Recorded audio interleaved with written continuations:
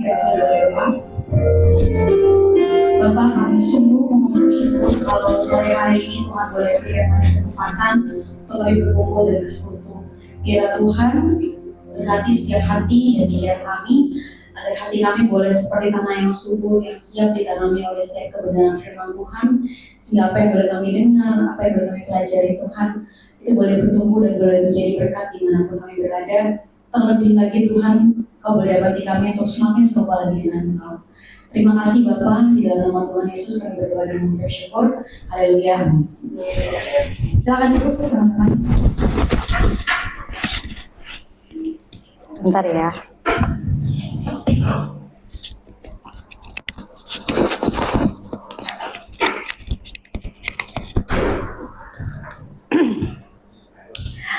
Oke, sekali lagi selamat sore semuanya. Sore ya. Baik, sore hari ini aku akan sharing ya bentuknya. Sebelumnya mungkin disclaimer dulu ya. Sebenarnya aku tuh udah lama ya di Perdatam. Jadi sebenarnya mama papaku tuh nikah juga di Perdatam. Mamaku dulu pemuda di sini gitu ya. Dan aku juga sekolah minggu di sini sampai kelas 4 SD gitu ya. Tapi karena mamaku hamil Samuel, kan kita tiap hari tuh naik kereta ya. Karena tinggalnya di Bojong, jadi setiap hari Minggu tuh naik kereta pasti ke sini gitu ya. Nah, karena mamaku hamil Samuel, akhirnya kita carilah gereja yang dekat rumah gitu ya, sehingga dari kelas 4 itu menghilang gitu ya dari Perdatam. Ya, jadi karena Samuel enggak. Gitu. Terus akhirnya kayak 2022 ya, baru kembali lagi 2023 baru bener-bener balik lagi ke Perdatam. Dan sebenarnya suatu sukacita sih ya balik lagi ke Perdatam, karena memang ini menjadi rumah tempat bertumbuh gitu ya. Dari kecil bertumbuh di tempat ini, dan pada saat ke tempat yang lain, gereja yang lain, istilahnya buahnya itu bisa dirasakan, dan mereka pun bertanya gitu ya, dulu gereja di mana gitu ya. Jadi orang lama tapi baru datang lagi gitu ya. Gitu. Nah, terus 2 minggu lalu kayaknya Kak Deka tuh minta gitu ya buat sharing gitu ya. Kenapa mau? Karena ada satu hal gitu ya yang sebenarnya aku gumuli juga, dan ini dulu dosenku pernah menyatakan hal ini, dan itu yang jadi aku gumulkan gitu. Jadi dulu dosenku pernah nanya ya, kalau misalkan nih ya, aku dikasih iPhone terbaru gitu, dia bilang, nih aku kasih Lauren deh ya, aku kasih Lauren iPhone terbaru ya. Oh zaman sekarang kayaknya berharga banget gitu ya, yang paling mahal gitu. Kalau aku kasih Lauren iPhone, apa respon kamu? Biasa aja ya, karena udah punya ya. Pasti kalau orang dikasih barang yang berharga ya, sesuatu yang berharga, bernilai, kita pasti senang. Dan respon berikutnya adalah kita akan kasih tahu orang-orang terdekat kita gitu ya. Misalkan kalau aku paling kasih tahu keluarga gitu ya, kasih tahu orang tua, iya aku dapat hadiah nih ya dari seseorang dan ini berharga banget. Nah, itulah yang harus digumuli kata dosenku. Apakah kamu memandang bahwa kasih yang Tuhan berikan ke kamu itu berharga atau bernilai nggak buat kamu? Kalau kamu memandang keselamatan kamu itu berharga, kasih yang Tuhan berikan dalam hidupmu berharga, harusnya kamu pergi dan bagikan. Nah, itu jadinya setiap ada kesempatan mungkin ya, ketika diminta, itu selalu yang terbersit, oh ya, ini kesempatan untuk membagikan bagaimana Tuhan begitu mengasihi aku, dan kita perlu men-sharingkan ya kepada orang-orang di komunitas terdekat kita gitu ya. Oke, nah sebelum kita masuk di dalam materinya, semua bawa handphone, bawa ya. Next. Oke, aku ada survei kecil-kecilan asli ya. Jadi silakan boleh di scan barcode-nya, atau kalau nggak bisa scan boleh ke mentimeter.com terus masukin kodenya, gitu ya. Boleh di scan atau bisa pakai cara masuk di mentimeter.com. Ada 2 pertanyaan, silakan teman-teman boleh isi ya. Bisa nggak? Kalau nggak bisa scan barcode berarti ke ini aja, mentimeter.com terus join pakai kode ya. Udah semuanya? Nah, kalau udah berarti kalian akan masuk di dalam 2 pertanyaan ya. Silakan boleh diisi. Pertanyaan pertama itu tuliskan 1 perasaan yang dominan muncul selama seminggu ini. Entah itu contoh ya. Kalau aku sih seminggu ini perasaannya khawatir, ada khawatir yang paling dominan gitu ya di dalam hatiku. Nah, teman-teman bisa isi 1 perasaan yang paling sering muncul ke Mentimeternya. Indah ke Mentimeternya. Itu nggak disubmit. Nah, ini dia. Boleh di zoom. Oke. Nah, ini jawaban teman-teman ya. 1 perasaan yang paling dominan muncul selama minggu ini. Oh, senang. Banyak yang senang ya. Yang tengah itu berarti paling banyak jawab berarti ya. Rata-rata senang. Perasaan negatif. Wah, siapa nih? Gembira, bingung, panik, bahagia, happy. Oh, banyak yang bahagia ya, anak kaum perdatam ya. Lalu capek banget, capek, gila, capek banget, woi. Oke.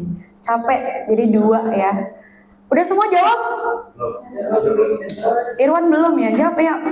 Nggak boleh pulang nanti. Oke.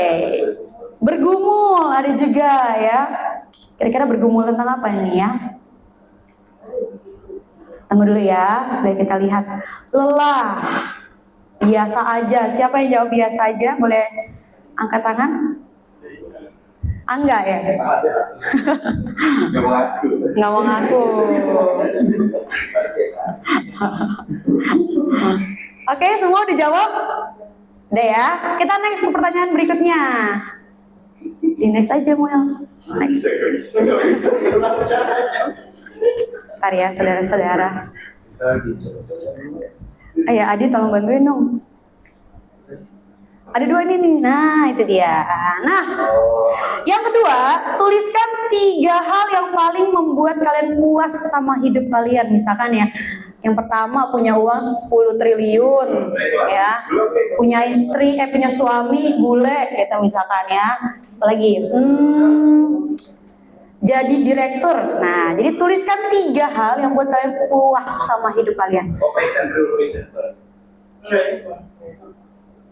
Nah, betul sekali. Thank you. Yuk diisi. Udah diisi belum teman-teman? Ya, nanti bakal muncul di sini tapi nggak ada namanya kok, tenang aja ya.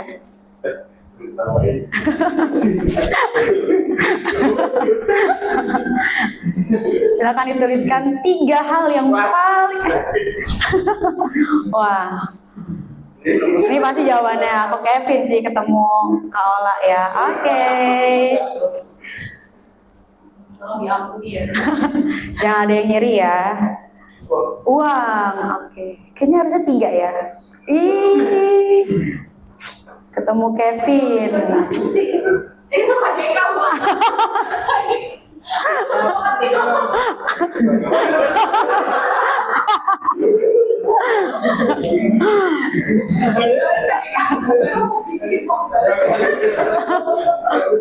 Jadi orang takut Tuhan, asik, ganteng, kaya raya, sukses, Jojo.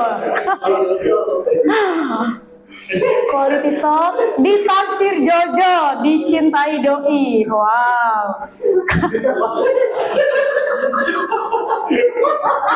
Ketemu Kak Deka. Wow. Jadian sama.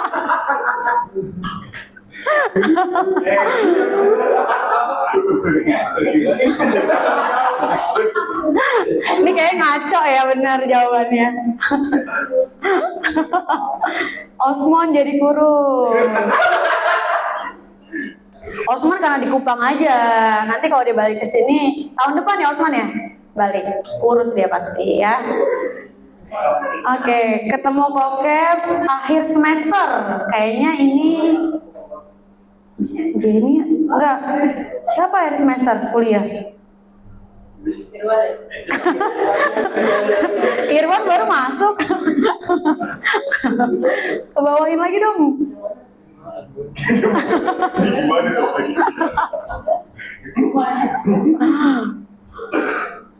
Emang nggak bisa di scroll ya? Udah, oke. Be a good person. Main Bukannya pilihannya ada 3 ya jawabannya? Iya nih, jawabannya pada 1 nih. Adil. Bukannya udah lulus tadi?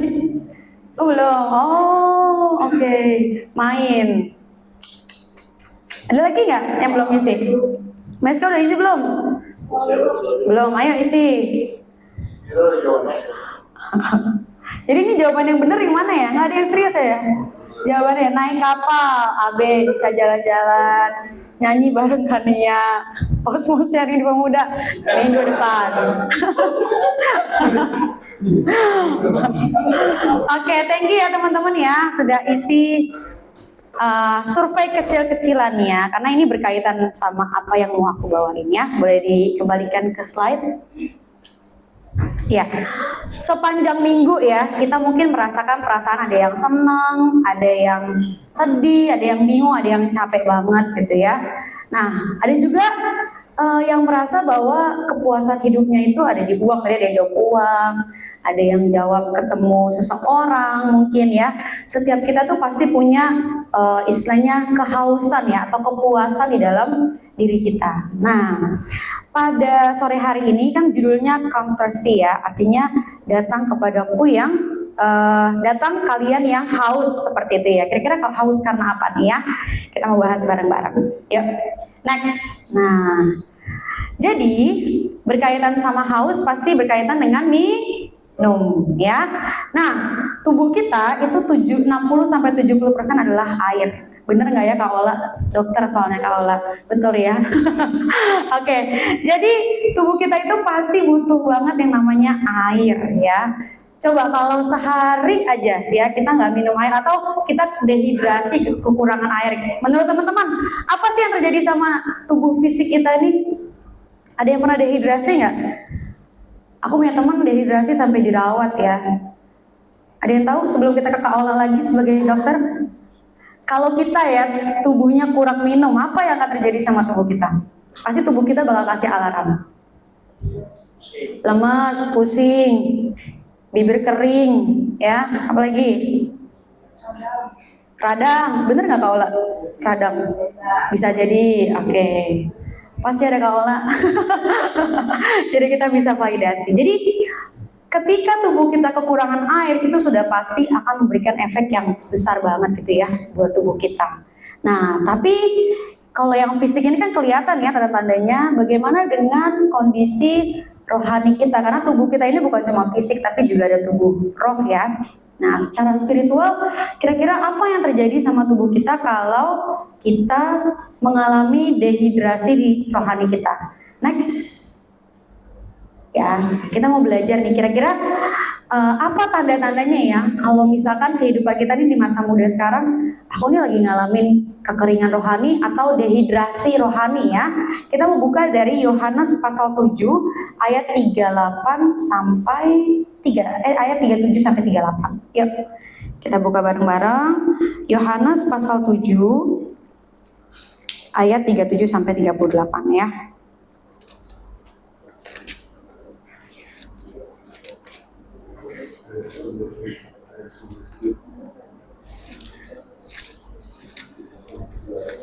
Udah dapat teman-teman? Ya, Yohanes 7, boleh di next Samuel? Ya, ayat 37 sampai 38. Kita baca bareng-bareng ya teman-teman. Sudah ketemu? Sudah. 1, 2, 3. Yaitu pada puncak perayaan itu, barang siapa haus, baiklah dia datang kepadaku dan minum. Barang siapa percaya kepadaku, selama dia tidak pernah mandi suci, dari dalam hatinya akan mengalir. Oke, thank you ya teman-teman. Nah, aku mau bahas dari konteks Yohanes pasal 7 ini ya. Boleh di next. Nah, jadi ketika Tuhan Yesus berkata, siapa yang haus datang kepadaku. Jadi di Yohanes 7 ini teman-teman, saat itu lagi ada perayaan. Kira-kira kalau di sumber yang aku baca tuh kira-kira di bulan Oktober. Jadi orang Israel tuh ada perayaan tahunan. Jadi mereka itu merayakan mujizat yang pernah dilakukan oleh Musa waktu mereka keluar dari tanah Mesir itu ya. Jadi ketika Musa pukul bukit batu itu air keluar. Nah, orang Israel itu merayakan setiap tahunnya. Jadi perayaan ini dilakukan selama 1 minggu. Hari pertama sampai hari ke-6, mereka ini melakukan bukan ritual ya, kebiasaan. Jadi semua orang Israel ini bakal bikin tenda di pinggir jalan, terus mereka bakal nginep gitu ya. Jadi seakan-akan mereka kayak saat itu bangsa Israel yang keluar dari Mesir, lalu mereka akan saling menuangkan minum satu sama lain. Nah, setiap paginya imam besar itu akan jalan ya, mengambil air dari sumber mata air Gihon. Mereka akan bawa ke bait Allah. Jadi mereka melakukan ritual itu. Jadi di bait Allah itu disiram pakai air ya. Mereka melakukan ritual itu dari hari pertama sampai hari ke-6. Di hari ke-7 itu acara puncaknya. Ya, jadi di acara puncaknya ini, jadi para imam besar ini akan mengitari altar sebanyak 7 kali, kayak di gedung Yeriko ya. Nah, kemudian mereka akan menyirami altar itu dengan 7 bejana air, ya. Jadi benar-benar mereka memaknai apa yang terjadi saat itu di bangsa Israel. Mereka maknai, mereka lakukan setiap tahun selama 7 hari, ya. Ya sebagai ritual aja. Mereka melakukan itu mengingat apa yang terjadi sama Musa, tapi mereka nggak mengingat sebenarnya air hidup yang dimaksud itu siapa. Makanya saat itu teman-teman ya, kondisinya mungkin lagi ramai seperti ini, lagi melakukan ritual seperti itu, Tuhan Yesus berdiri dan dengan suara lantang berkata, "Siapa yang haus, baiklah ia datang kepadaku dan minum."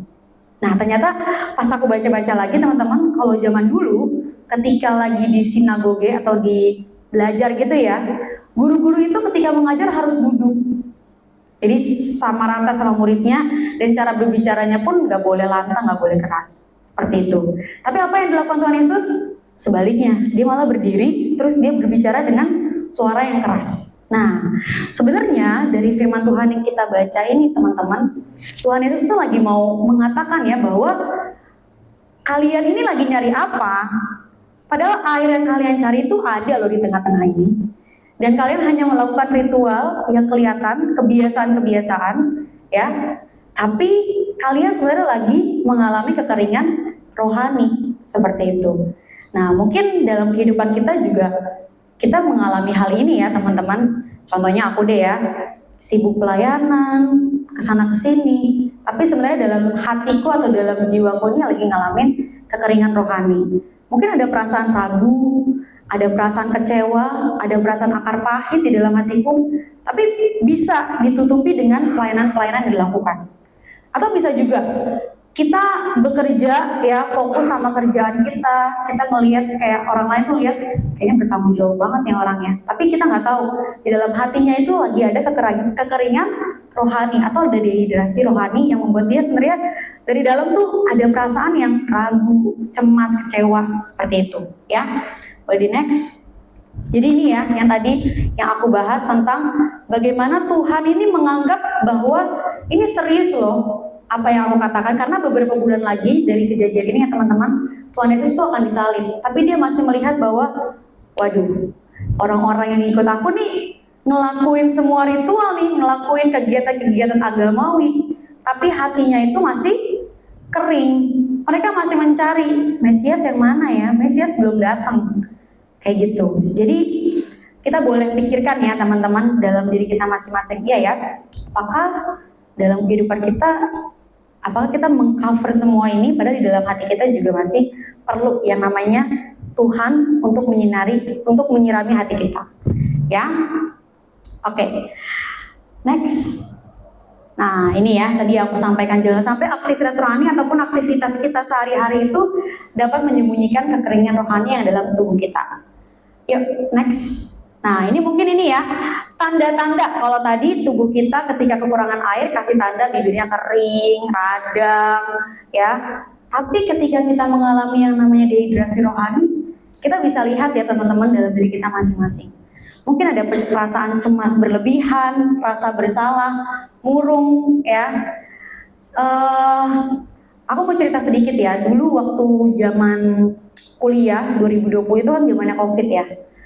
Nah, terus kita dibalikin dari asrama, lalu kalau di UPH itu asrama ya. Aku sama satu alma mater sama Osmon ya, sama-sama guru kami ya. Siap. satu angkatan satu jurusan juga, tapi nggak sekelas ya. Nah, waktu 2020 dibalikin ke rumah, wah itu bener-bener kondisi yang buat aku kayaknya bener-bener kering banget ya. Padahal di UPH itu ya bisa buktikan sama Osmon ya, kita tuh 7/24 ibadah mandatori, ada aja ibadahnya, ada aja KTB-nya. Pokoknya setiap hari tuh ibadah terus ya. Tapi tetap ngerasain kayak kering, kayak ada perasaan aku nggak menyadari gitu bahwa diri aku tuh berharga. Aku ngerasa kayak, aduh kenapa sih hidupnya kayak gini-gini terus ya?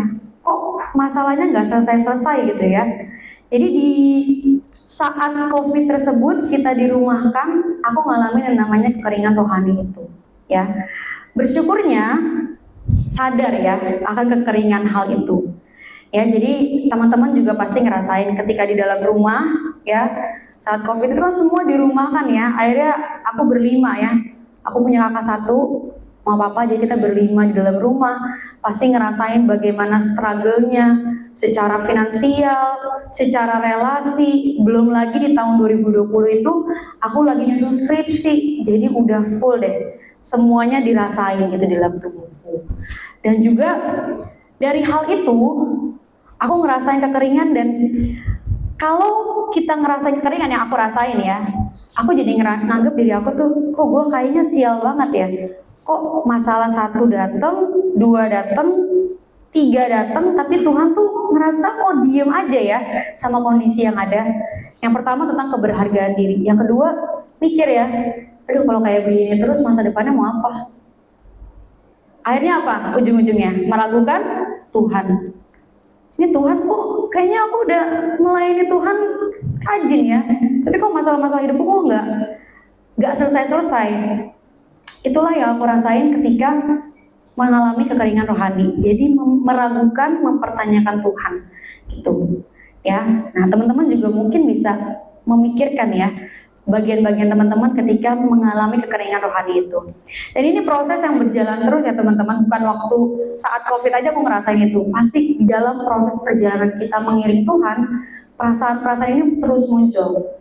Tetapi kalau misalkan kita terus membuka ruang untuk keraguan itu, maka iblis bakal senang banget pasti pakai perasaan yang kita alami untuk membuat kita makin ragu sama Tuhan. Akhirnya apa? Menjauh dari Tuhan. Ya, the next. Nah, jadi yang patut kita syukuri teman-teman, Tuhan kita itu baik banget ya. Ketika dalam firman Tuhan juga katakan gitu, ketika kamu tidak setia, aku tetap setia. Jadi keberadaan kita seperti apapun, Tuhan itu dengan tangan terbuka akan menerima kita. Setuju? Setuju ya. Mau dosa apapun yang kita lakukan ya, tetapi ketika kita berbalik sama Tuhan, Dia dengan tangan terbuka akan menerima kita. Nah, kalau kita lihat di ayat 38 ya, boleh di next Samuel. Siapa yang percaya kepadaku, seperti yang dikatakan oleh kitab suci, dari dalam hatinya akan mengalir sungai-sungai air kehidupan.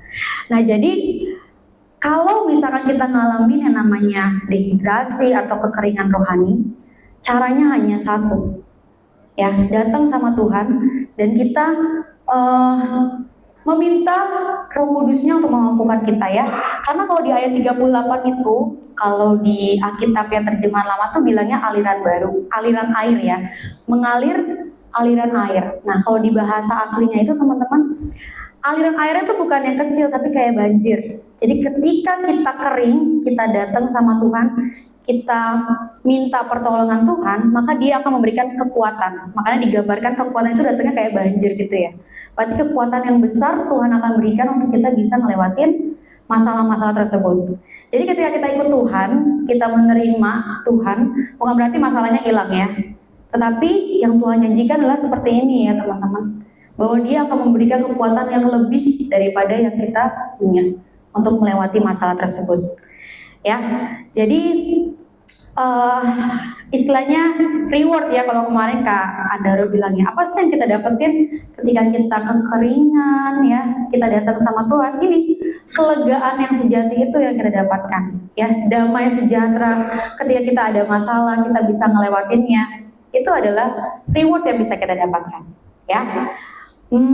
Kalau di kehidupanku pribadi ya, mungkin yang paling deket ya saat-saat ini, aku juga udah pernah cerita sama grup KTB ya, dimana pergumulan ya teman-teman, waktu tahun ajaran baru mendapatkan posisi baru seperti itu, banyak serangan dari guru-guru teman-teman ya. Kalau di sekolah mungkin aku posisinya kalau wakasek gitu ya, itu posisinya. Tapi kalau secara umum tuh kayak supervisornya guru-guru gitu ya. Nah, banyak tuh yang nggak suka, banyak yang memfitnah, banyak yang istilahnya pengen menggeser gitu ya posisiku, karena ngerasa masih bocah, masa udah sampai posisi itu gitu ya. Jadi banyak banget yang aku dapatkan, dan ada momen dimana satu hari tuh aku nggak mau masuk kerja karena berbagai hal yang aku dengar gitu dari orang-orang tersebut ya. Setiap hari aku ke tempat kerja itu ya udah cuma bilang, Tuhan mampukan hari ini bisa dilewati, mampukan agar hari ini aku bisa berespon dengan baik ya. Karena kalau misalkan diresponnya dengan mencak-mencak juga, ya udah akhirnya ribut gitu. Dan ini sekolah Kristen, semuanya Kristen gitu ya, dapat pendidikan yang sama. Aku sama Osman di UPH itu, kami guru, karena memang setelah dari UPH itu akan ditaruh di sekolah-sekolah teman-teman, kita tuh dapat 13 mata kuliah teologi. Jadi Osman harus jadi sharing, pembicara, karena udah hatam. Itu ya. Jadi aduh, kalau firman Tuhan mah bisa lah gitu ya. Tapi apa yang terjadi? Wah, lebih parah lagi yang terjadi di dalam lingkungan sekolah. Kalau hatiku kering ya, kalau aku ngelihat ini orang Kristen kayak begini semua, udah akhirnya aku ngerasa kayak ya udahlah, kok ikut Tuhan kayak gini ya, susah banget gitu loh. Tapi itu, minta kekuatan sama Tuhan tiap hari. Akhirnya apa teman-teman? Orang yang benar-benar benci sama aku di sekolah itu ya, yaudah setiap hari aku doain dia, ya. Aku juga minta kekuatan buat diriku ya, Tuhan semoga aku bisa berespon dengan baik. Ya, bukan hanya biar dilihat baik, tapi responku itu bisa juga memberkati dia ya, sehingga dia bisa melihat bahwa apa yang aku lakukan ini ya itu lahir dari kasihnya Tuhan gitu ya. Akhirnya apa teman-teman? Ya relasi itu akhirnya hari demi hari makin baik, dan dia pun akhirnya mau menegur, karena sampai dia tidak mau melihat, tidak mau menegur gitu ya. Jadi benar-benar ketika kita ada di posisi yang Tuhan izinkan ya, ketika kita kering keadaan rohaninya, itu kita bakal terbawa, iblis akan pakai itu ya untuk buat kita makin menjauh sama Tuhan, atau kita berkonflik sama orang lain yang tidak berujung. Tapi ketika kita ada di posisi di mana kita settle gitu ya dengan apa yang Tuhan izinkan dalam kehidupan kita, pasti kita bisa ngelewatinnya dengan cara yang Tuhan mau gitu ya. Jadi teman-teman, mari kalau saat ini teman-teman kondisinya ya lagi ngalamin yang tadi aku udah kasih tanda-tanda, kita lagi ngalamin kekeringan rohani, yuk datang sama Tuhan. Tuhan tuh nggak pernah mengingat-ingat ya masa lalu kita. Ketika kita datang sama Tuhan, Tuhan pasti nerima kita. Dan mari, ada beberapa hal yang bisa aku kasih saran ya buat teman-teman untuk kita bisa mendapatkan kelegaan di dalam Tuhan. Next, ya, menjalin hubungan yang intim dengan Tuhan. Aku pernah lihat di IG ya, pendetanya itu ngomong gini, kalau kita baca firman sama doa, Tuhan makin cinta nggak sama kita? Kira-kira menurut teman-teman iya nggak? Kalau kita baca firman Tuhan, doa setiap hari, Tuhan makin cinta kita nggak? Enggak teman-teman. Ketika kita setiap hari baca firman Tuhan, kita doa, itu bukan Tuhan yang makin cinta sama kita, tapi kita yang makin cinta sama Tuhan. Kita yang makin tahu, oh ternyata Tuhan maunya seperti ini ya. Nah, jadi dekat sama Tuhan tuh bukan kita transaksional ya. Tuhan, aku dekat sama Tuhan, Tuhan kasih semua berkat-Mu, enggak. Karena ketika kita mati pun yang dibawa apa? Relasi kita sama Tuhan. Ya, makanya di firman Tuhan bilang, siapa kamu, aku nggak kenal. Karena memang ketika kita mati, yang dibawa hanya relasi kita sama Tuhan. Jadi ketika kita bangun relasi sama Tuhan, yuk sama-sama kita bangun bukan untuk transaksional, tapi memang untuk diri kita bahwa kita mau mengenal Tuhan. Ya, kalau misalkan ya teman-teman nih ya, ini juga contoh, salah satu contoh. Teman-teman belum dapat kerja, teman-teman berdoa, baca firman, doa puasa. Apakah itu cara kita untuk merayu Tuhan? Ayo. Bukan ya. Jadi ketika kita melakukan aktivitas rohani kita, itu bukan untuk merayu Tuhan, mengubah jawaban Tuhan, bukan. Tetapi ketika tadi ya konteksnya, dia nggak dapat kerja, dia mau dapat kerja, dia berdoa, dia baca firman Tuhan, dia doa puasa. Ketika kondisinya dia tidak dapat kerja, dia pasti akan menerima hal itu. Kenapa? Dia tahu Tuhan yang menciptakan dia tahu, oh berarti ini bukan jalannya Tuhan, berarti aku harus berusaha lagi.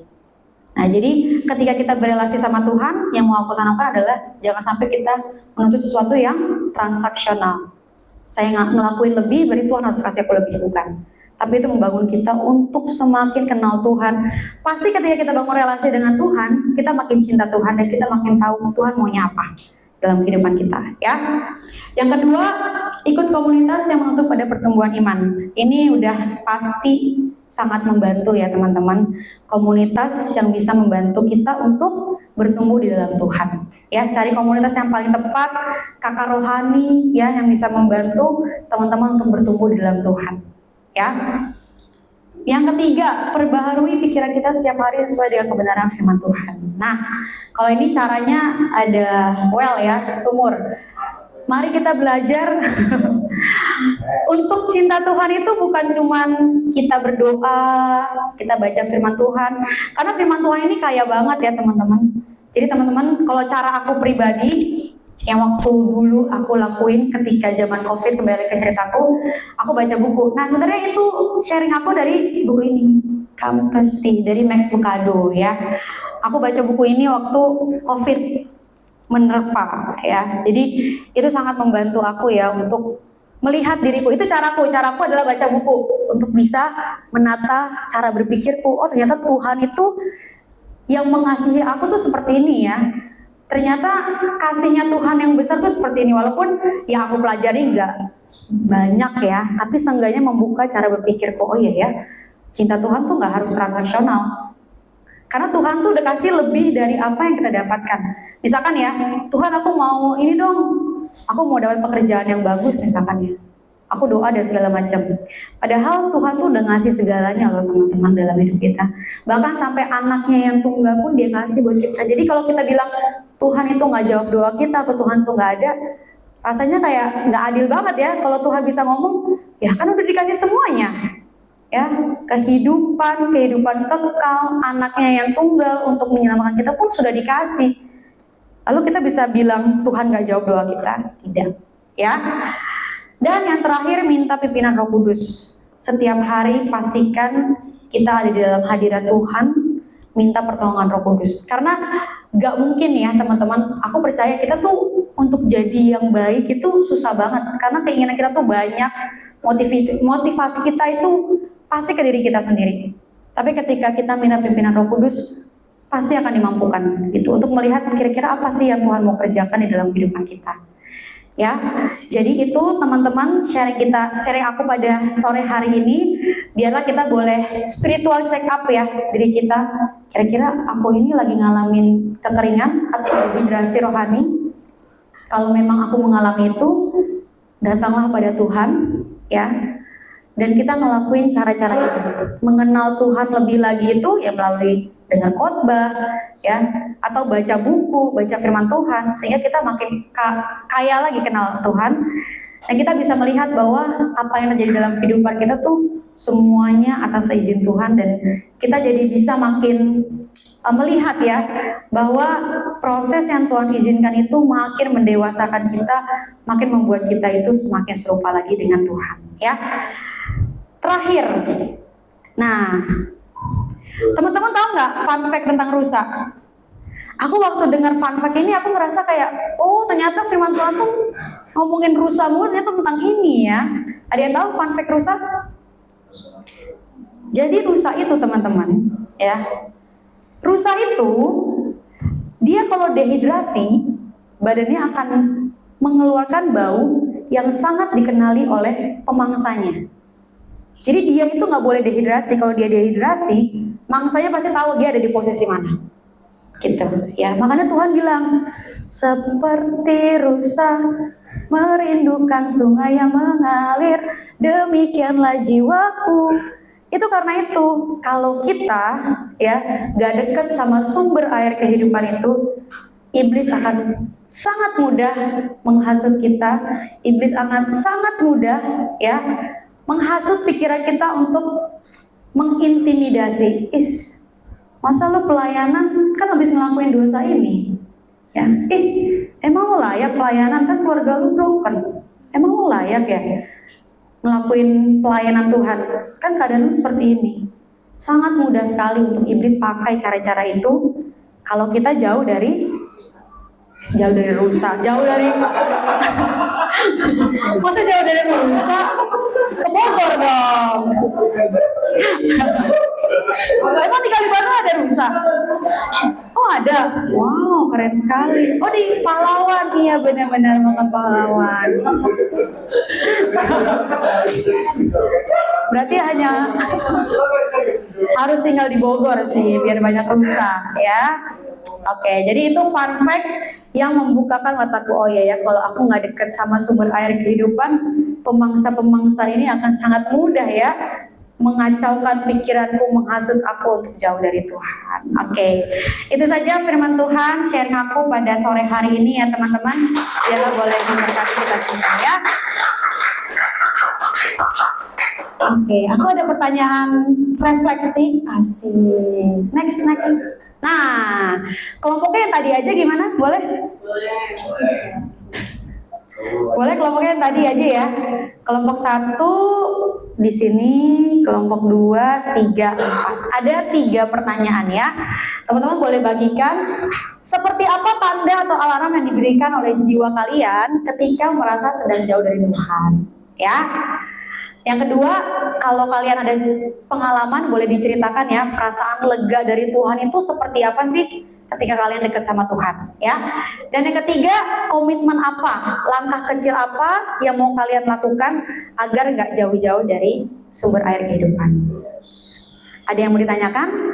Mengenai pertanyaannya, bukan pertanyaan baru ya. Lo tadi kan udah menanya nih tadi, nggak ya? Oke, kalau nggak ada, silakan teman-teman boleh kumpul sama kelompoknya. 10 menit kelamaan nggak ya? Nggak ya, 10 menit ya. Teman-teman boleh diskusikan 3 pertanyaan ini ya.